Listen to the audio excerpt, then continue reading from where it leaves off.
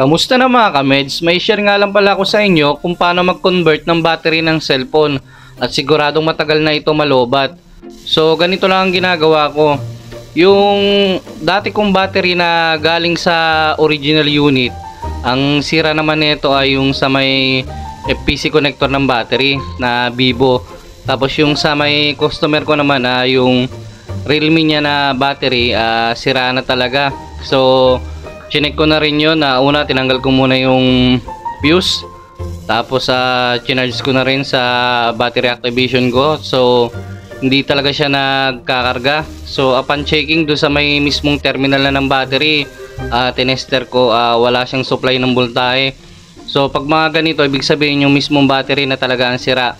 So ang gagawin ko, yung BMS ng Realme ililipat ko dun sa may battery ng Vivo.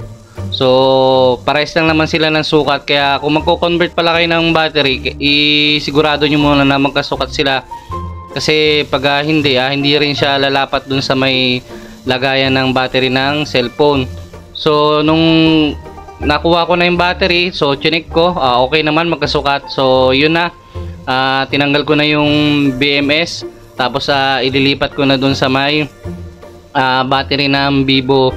So okay naman yun ang pag-convert ng battery, basta sigurado ka lang na tama yung paglagay mo. Kailangan hindi rin siya magkabaliktad, yung positive connection tsaka yung negative connection niya kailangan tama, kaya kailangan mo rin siyang i-tester.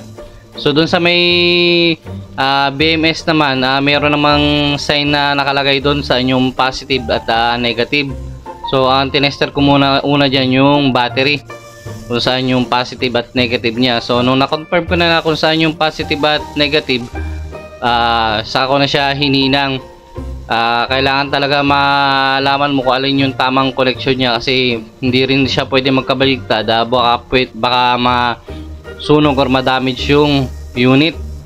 Tapos sinisecure ko rin na maganda yung pagkabalot dun sa may connection ng battery, kasi kailangan walang sira or damage.